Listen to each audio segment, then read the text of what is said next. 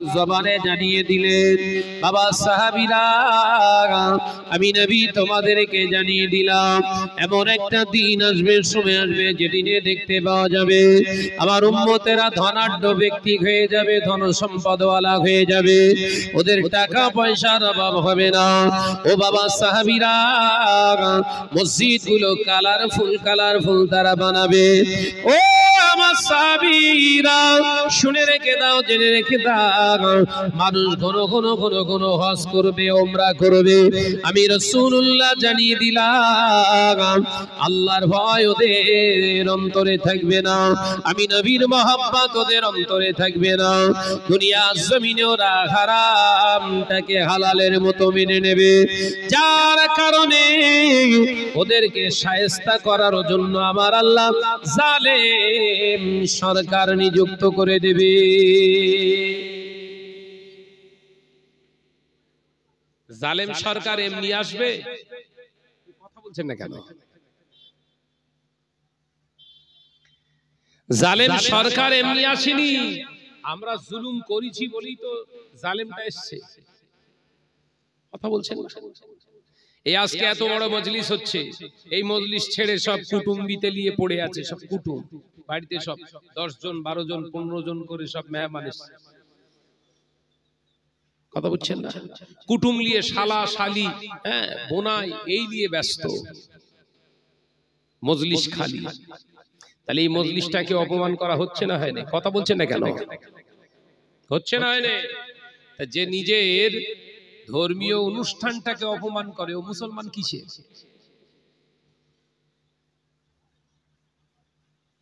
রাগ হচ্ছে আপনাদের?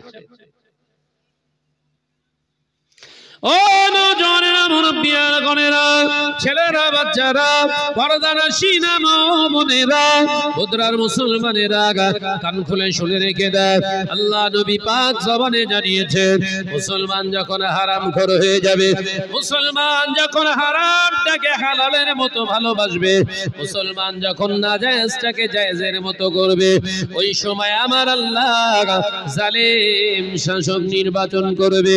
এই সমস্ত হারাম পছন্দ করনে वाला, নাজায়েজ পছন্দ করনে वाला মুসলমান গুলোকে আমার আল্লাহ গজব দিয়ে মারবেন না, বড় বড় গজব দেবেন না।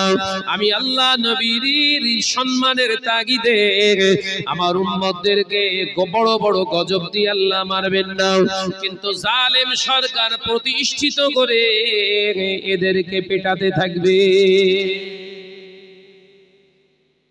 খোলা আছে না? আপনি দাড়ি রেখে নামাজ পড়ছেন, 5 ওয়াক্ত পিরান পড়ছেন, মনে করছেন একদম জান্নাতে চলে যাব, আর ঘরের মেয়েটাই বাজারে ঘুরছে। কথা ঠিক না ভুল জোরে বল না রে বাবা। আপনি মাথায় টুপি দিয়ে 5 ওয়াক্ত নামাজ পড়ছেন মসজিদে প্রথম কাতারে, ভাবছেন জান্নাতে চলে যাব। আল্লাহ নবী বললেন ওই যুবতী মেয়েটা কিয়ামতের দিনে ওই হাজী সাহেব, মাওলানা সাহেব, ওই পীর সাহেব, ওই নামাজি ব্যক্তির বাধা হয়ে দাঁড়াবে। কার কথা? বিশ্ব নবী বলছে। শরীয়ত এই জন্য জানিয়ে দিলেন, ইয়া আইয়ুহাল্লাযীনা আমানু, হে আমার বিশ্বাসী সম্প্রদায় বান্দা তোমরা শোনো, আমি আল্লাহ বলছি, কু আনফুসাকুম, তুমি নিজেকে আগে বাঁচাও, জাহান্নামের আগুন থেকে নিজেকে বাঁচাও, ওয়া আহলিকুম নারা, এরপরে তোমার কর্তব্য দায়িত্ব হলো তোমার মেয়ে, তোমার মা, তোমার বোন, তোমার বিবি, এই 4 জনকে হেজাবি করে রাখো, জাহান্নামের আগুন থেকে তাদেরকে বাঁচাও। কে বলছে? বলো বলো। আল্লাহ বলছে। আল্লাহর কথা আপনি মানলেন, নামাজ পড়ছেন কিন্তু মেয়েদেরকে হেজাবি করেননি, মার খাবেন না? খাবেন না। আপনি কিছুটা মানলেন। ইয়া আইয়ুহাল্লাযীনা আমানু, হে আমার বিশ্বাসী সম্প্রদায় বান্দাগণেরা, কু আনফুসাকুম, তুমি নিজেকে জাহান্নামের আগুন থেকে বাঁচাও। এর পরে কর্তব্য আল্লাহ কি বললেন? ওয়া আহলিকুম নারা, তার মানে ঘরের যুবতী মেয়েটাকে হেজাবি করো, তাদেরকেও জাহান্নাম থেকে বাঁচাও। ওয়া আহলিকুম নারা, এরপরে তোমার বিবি আছে তাকে জাহান্নামের আগুন থেকে বাঁচাও। ওয়া আহলিকুম নারা, এরপরে তোমার মা যদি জিন্দা থাকে তাকে জাহান্নামের আগুন থেকে বাঁচাও। ওয়া আহলিকুম নারা, এরপরে তোমার কে যুবতী বোন যদি থাকে তাকেও হেজাবি বানাও, জাহান্নামের আগুন থেকে বাঁচাও। তারা যদি নামাজিনী হেজাবিনী হয়ে যায়, আল্লাহ তোমাদের গোটা ফ্যামিলিটাকে জান্নাতের ভেতরে আল্লাহ অবস্থান করার তৌফিক দেবে। জোরে বলুন সুবহানাল্লাহ। আপনি একা নামাজি হয়ে যাবেন কোথায়? আল্লাহ নবী একা নামাজ পড়েছিলেন। যুবকেরা, ছেলেরা, বাচ্চারা, পর্দানাশীরা, মা ও বোনেরা, আল্লাহ নবী দয়ার নবী রাহমাতুল লিল আলামিন হুজুরের চারটে কন্যা, আল্লাহ নবীর একটা দুটো আহলিয়া বিবি নয়, আল্লাহর হুকুমকে মানতে গিয়ে, নারী জাতিকে সম্মান দিতে গিয়ে, নারীর মর্যাদাটাকে অনক্ষুণ্ণ রাখতে গিয়ে আল্লাহ নবী এক এক করে 11 জনকে জীবন সঙ্গিনী বেঁচে ফেললেন। এ নওজওয়ানেরা, যুবকেরা, আমাদের মতো পাকা ঘর নবীর ছিল না, আমাদের নবীর বস্তা ভর্তি খানা বাড়িতে ছিল না, আমার নবী নিজের বিবি কন্যাদেরকে দামি দামি পোশাক কিনে দিতে পারেননি। বছরের পর বছর একটা পোশাকেই কাটিয়ে দিয়েছে। আল্লাহ নবীর এক বেলা খাওয়া হতো আর এক বেলা খাওয়া হতো না, অনাহার অবস্থাতে দিন গুজরান করেছে। অভাবের তাড়নায় পৃথিবীর কোন মানুষের কাছে ভিক্ষা চায়নি।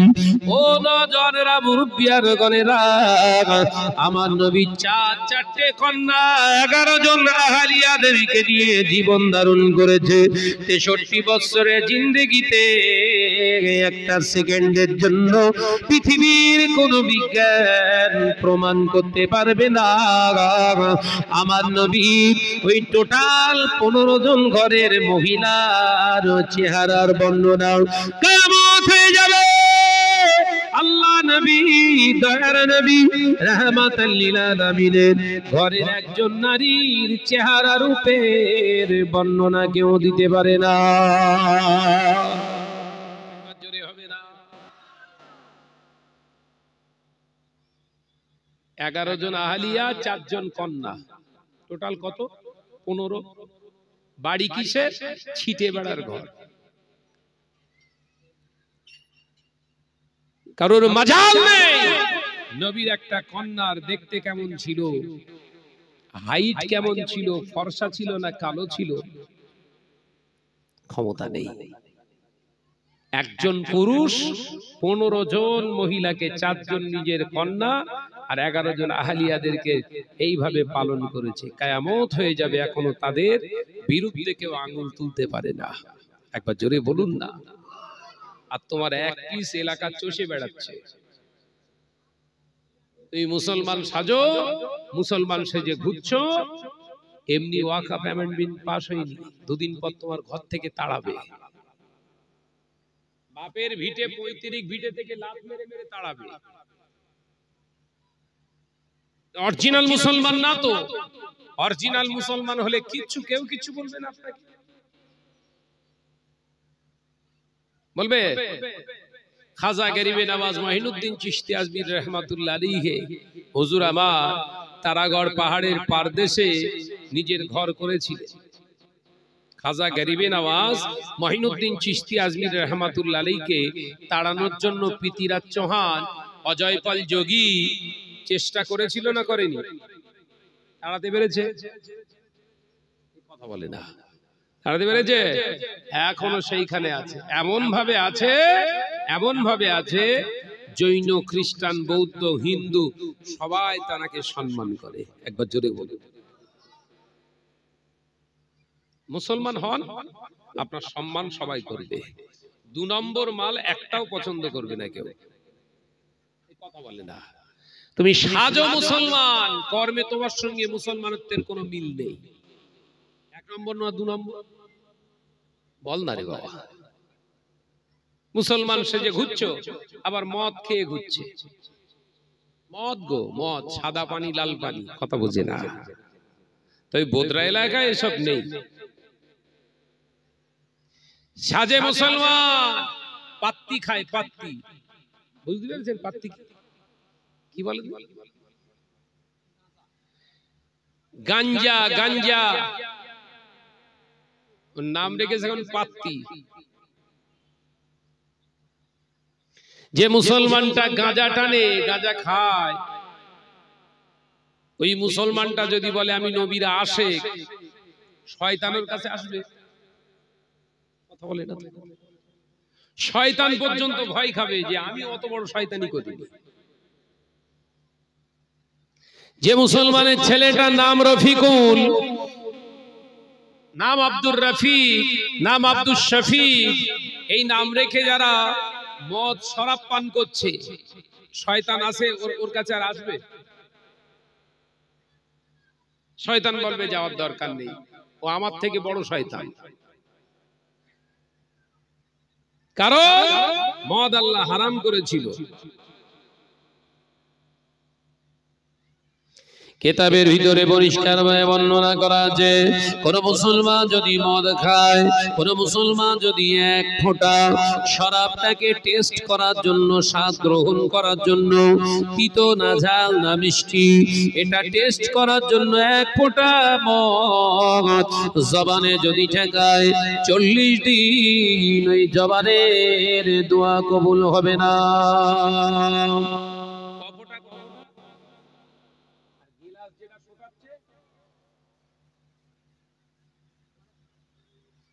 এই গেলাস ধরে যারা মারছে, এদের দোয়া তাহলে কতদিন পর কবুল হবে?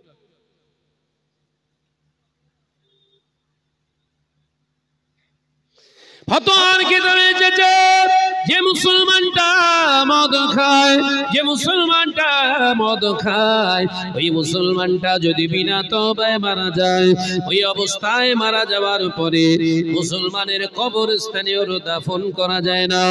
কোন নামাজি মুসল্লি ওর জানাজা আদায় করতে পারবে না। যারা মদ খায় ওরা যদি বিনা তওবায় মারা যায়, কোন নদীর ধারে কিংবা পুকুরের পাড়ে বড় গর্ত খুঁটে ওকে পুঁতে রেখে চলে এসো, ওর জন্য চায়নামা করা যায় না, ওর জন্য কলমাখানি করা যায় না, ওর জন্য 7 দিনে করা যায় না। যদি ওর জন্য বিরাট আয়োজন করা হবে দুয়ার মজলিস, ওই দুয়ার মজলিসের দোয়া আল্লাহ দরবারে কবুল হবে না। মাথায় ঢুকছে?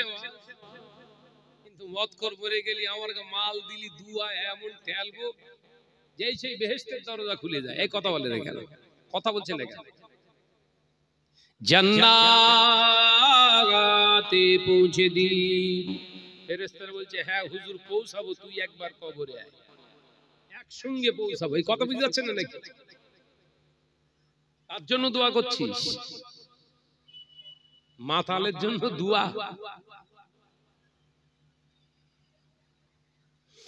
ও নওজওয়ানেরা, মুরব্বিয়ানা ঘরেরা, ছেলেরা, বাচ্চারা, পর্দানশীনা মা বোনেরা, শুনে রেখে দিন, জেনে রেখে দিন, আল্লাহ নবী পাক জবানে জানিয়ে দিলেন, বাবা সাহাবীরা, ও আমার সাহাবারা, আমি নবী জানিয়ে দিলাম, মুসলমান যখন হারামটাকে হালালের মতো ভাববে, নাজায়েজটাকে যখন জায়েজের মতো করে ফেলবে, ওই মুসলমানগুলোকে আমার আল্লাহ দুনিয়ার জমিনে পেটানোর জন্য জালেম সরকার প্রতিষ্ঠিত করে দেবে। দুনিয়ার জমিনেতে এরা মার খেয়ে খেয়ে এদের দেহের রক্তে, এদের গায়ের খুনে রাজপথ লাল হয়ে যাবে। ও বাবা সাহাবীরা, মুসলমানের গায়ের রক্তে রাজপথ লাল হয়ে যাবে। এরা আল্লাহর সাহায্য চাইবে, আমার আল্লাহ মুসলমানদের সাহায্য দেবে না। তার কারণ হলো এরা হবে হারামখোর। তার কারণ কি? মাস শুরু হয়েছে না হয়নি? উত্তরাখণ্ড যান, উত্তরপ্রদেশ যান, মেঘালয়ে যান, বেশি দূর যেতে হবে না, উড়িষ্যায় যান, আমাদের বাংলায়ও কিছু কিছু জায়গায় শুরু হয়েছে। হয়েছে না হয়নি? জোরে বল না রে বাপ।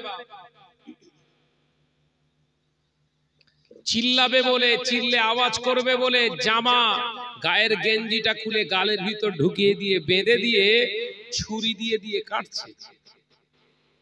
কালকে একটা ভিডিও দেখলাম, একজন পাঠিয়েছে, মুসলমান রাস্তা দিয়ে স্বামী স্ত্রী যাচ্ছিল, সন্দেহ হয়েছে বলে মুসলমান কিনা ভেরিফাই করার জন্য মারবে বলে রাস্তাতে দাঁড় করিয়ে প্যান্ট খুলে উলঙ্গ করে অঙ্গ দেখে, গুপ্তাঙ্গ দেখে তবে মার শুরু করেছে। কথা তৈরি করে বলছি মনে হচ্ছে নাকি? কারণ কি? আমাদের অস্তিত্ব আমরা হারিয়ে ফেলছি। আমাদের থাকার দরকার ছিল রসুলের কাছে, আমাদের থাকার দরকার ছিল কোথায়? আল কোরআনের কাছে। আমরা যাচ্ছি তো গান বাজনার কাছে, মদের কাছে, জেনার কাছে। এই কথা বলছেন না কেন? থাকার দরকার ছিল কোথায়? কোরআনের কাছে। থাকার দরকার ছিল হাদিসের কাছে, আল্লাহ রসুলের কাছে থাকার দরকার ছিল। যাচ্ছি কোথায়?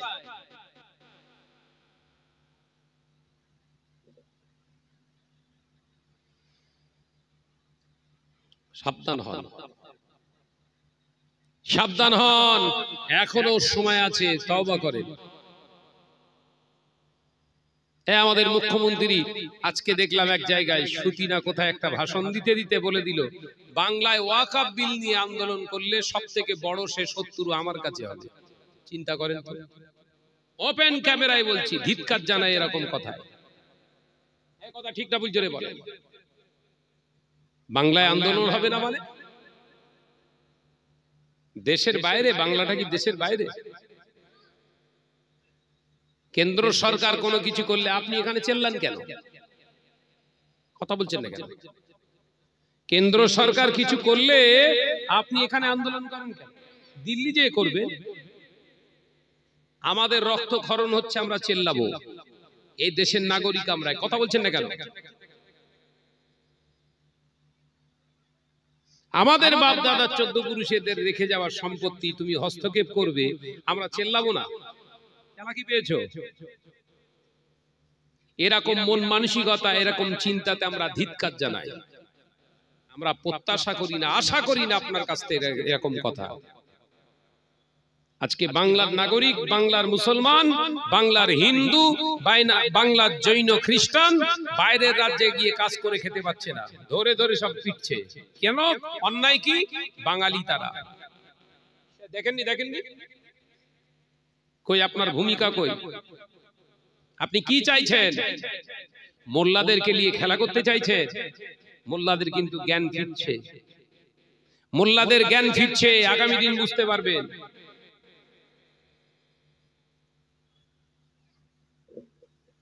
লড়েই যদি বাঁচতে হয়, বাঁচার মতো বাঁচবো। কথা বলছেন না কেন?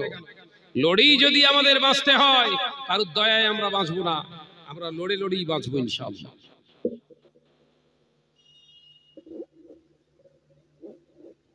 আমি অবাক হয়ে গেলাম আজকে বক্তব্যটা শুনে।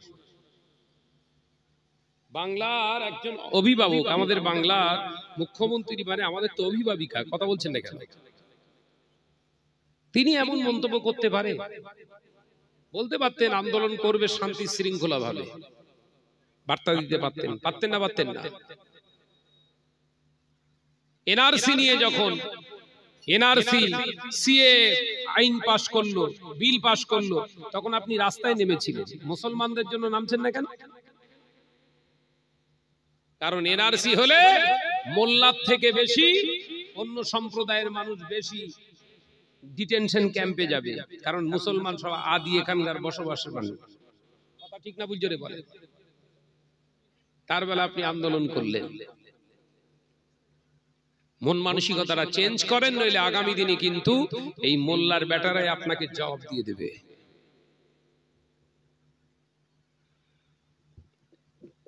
আমি যখন থেকে শুনেছি তখন থেকে মাথা গরম হয়ে আছে আমার।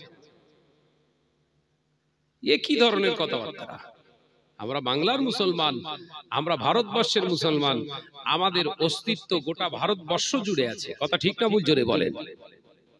৬৫,০০০ মুসলমান এই দেশ স্বাধীনতার জন্য, দেশ স্বাধীন করবার জন্য ৬৫,০০০ মুসলমান নিজের জানকে জান মনে করেনি, কুরবান করে দিয়েছে। আমরা মৃত্যুর মরণের ভয়